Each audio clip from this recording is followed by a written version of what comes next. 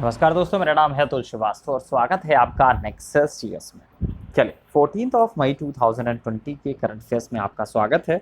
आज की डेट में क्या क्या इंपॉर्टेंट है उसके बारे में डिस्कस कर लेते हैं। तो आज बता दूं आपको, बहुत ज़्यादा चीज़ें जो हैं परीक्षाओं के दृष्टिकोण से इम्पॉर्टेंट नहीं है, लेकिन फिर भी ये जो क्लास है वो रेगुलर बेसिस पे चल रही है, इस वजह से ये डाटा आपके लिए लाया गया है। तो वित्त मंत्री निर्मला सीतारमण ने करीब 20 लाख करोड़ रुपए के राहत पैकेज की घोषणा की।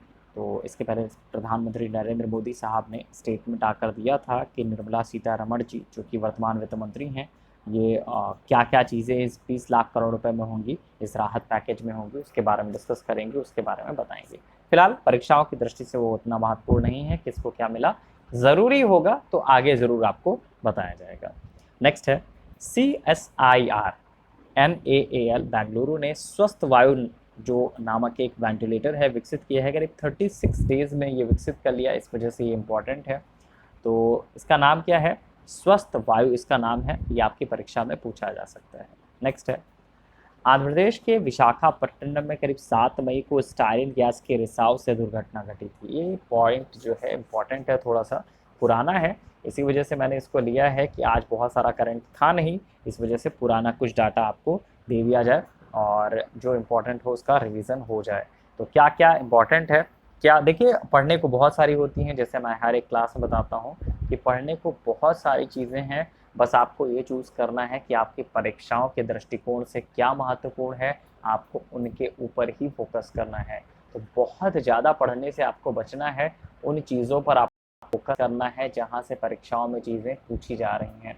ठीक है, तो आपका हमेशा एक वर्क जो होना चाहिए, हार्ड वर्क से ज़्यादा आप स्मार्ट वर्क करेंगे तो आप बेटर करेंगे। चलिए, तो इस पूरे के पूरे टॉपिक पे हम लोग डिस्कस करते हैं। तो आंध्र प्रदेश के विशाखापट्टनम में करीब 7 मई को स्टायरिन गैस के रिसाव से दुर्घटना घटी। सबसे इम्पोर्टेंट क्या है? डेट। कौन सी डेट को हुआ था? 7 मई 2020 को। कौन सी गैस का रिसाव हुआ था? स्टायरिन गैस का रिसाव हुआ था। अब आगे चलते हैं। तो इस गैस का रिसाव जो है विशाखापट्टनम में गोपालपट्टनम के पास आर पार वेंकटपुरम गांव में स्थित एलजी पॉलीमर लिमिटेड कंपनी के संयंत्र में हुआ था। कौन सी कंपनी के संयंत्र में हुआ? एलजी पॉलीमर लिमिटेड कंपनी के संयंत्र में हुआ। और इस दुर्घटना में कई लोगों की मौत हुई और बीमार पड़ गए।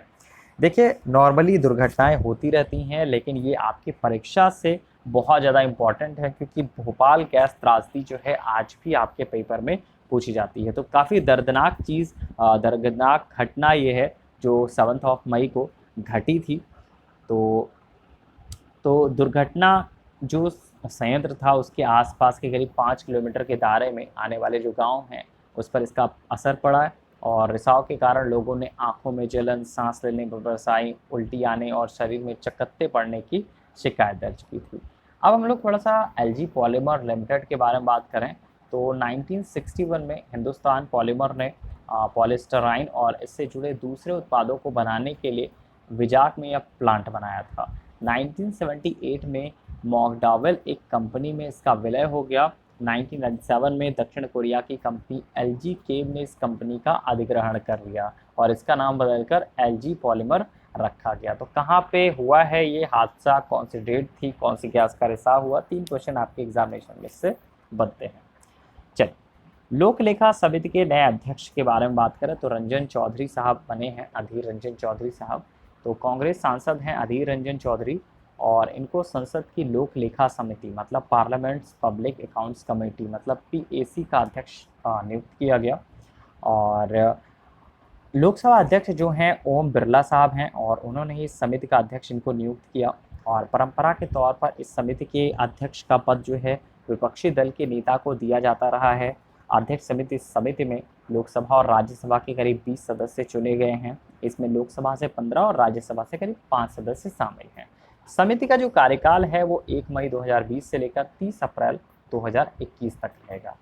अब आपके दिमाग में आएगा क्या होता है लोक लेखा समिति, PAC क्या होता है? तो पॉलिटिक्स जिसने अच्छे से पढ़ रखी हो तो ये क्वेश्चन नहीं पूछेगा, लेकिन फिर भी लोगों के दिमाग में आ जाता है, तो एक रिकॉल करा देता हूँ। लोक लेखा समिति मतलब PAC, इसका काम जो होता है सरकारी खर्चों के खातों की जांच करना होता है। जांच का जो आधार है वो नियंत्रक और महालेखा परीक्षक मतलब CAG की रिपोर्ट होती है। PAC की रिपोर्टों में सिफारिश होती है जो तकनीकी रूप से सरकार के लिए बाध्यकारी नहीं होती, लेकिन उन्हें गंभीरता से लिया जाता है और सरकार जो है संसद में कार्यवाही नोट्स भी रखती है।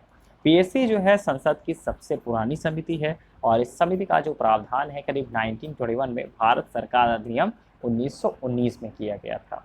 तो पीएससी का कार्यकाल कितना होता है? ये होता है 1 वर्ष का। पीएससी के अध्यक्ष का जो चयन है वो लोकसभा अध्यक्ष द्वारा विपक्षी दलों की राय से किया जाता है और इस समिति में अधिकतम 22 सदस्य हो सकते हैं। तो ये था आपका लोक लेखा समिति से रिलेटेड चीज़ें। अब नेक्स्ट पॉइंट पे आते हैं पेटा के बारे में। तो पेटा की स्थापना हुई थी 1980 में, मुख्यालय है वर्जीनिया में, चर्चा में आया था इसी मंथ में। नेक्स्ट है 21 मार्च को अंतर्राष्ट्रीय वन दिवस मनाया जाता है। तो ये भी डेट बहुत ज़्यादा इंपॉर्टेंट है, आपकी परीक्षाओं में अक्सर पूछी जाती है।